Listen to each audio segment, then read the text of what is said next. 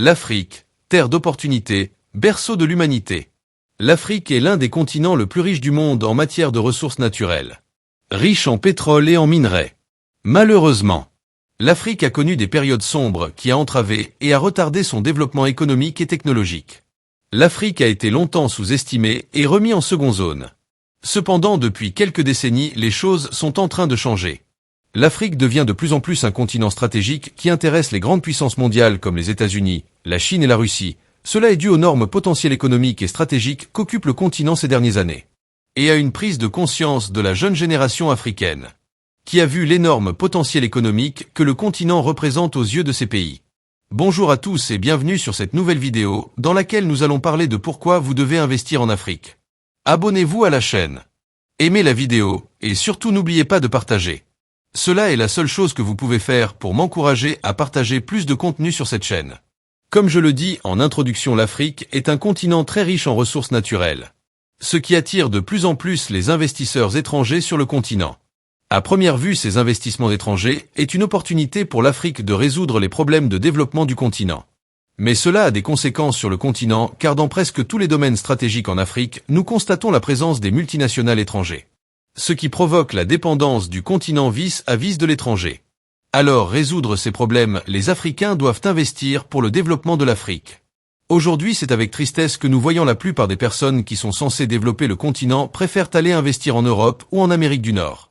Les étudiants préfèrent aller dans les pays comme la France, le Canada et les États-Unis, négligeant ainsi les structures africaines.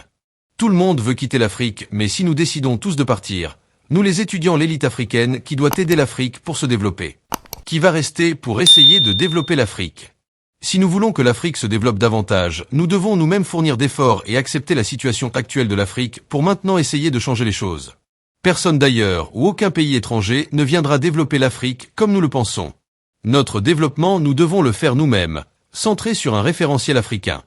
Nous ne devons pas imiter les autres, mais devons faire ce qui est de notre possible pour faire avancer le continent.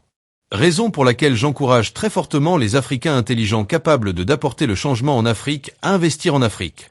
Les Africains de la diaspora doivent revenir sur le continent pour bâtir l'Afrique de demain. Nous avons longtemps laissé la place aux autres sur notre propre continent, mais il est temps de changer le jeune. Il est temps que les Africains prennent conscience de cela.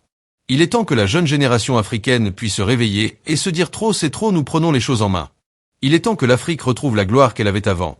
Oui, je suis sûr que cela est possible, car nous voyons déjà des changements dans plusieurs pays sur le continent. Le Burkina Faso est un exemple palpable. Depuis 2 ans, le pays réalise d'énormes changements en matière économique grâce au jeune président le capitaine Ibrahim Traoré. Le Burkina Faso est maintenant capable de fabriquer les véhicules électriques et les hélicoptères, et est devenu un exemple pour plusieurs pays de l'Afrique subsaharienne.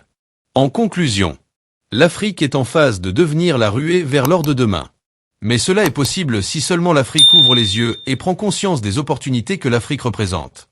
Et cela passe par le changement de mentalité et de vision. Car les Africains eux-mêmes ont tendance à sous-estimer le potentiel du continent.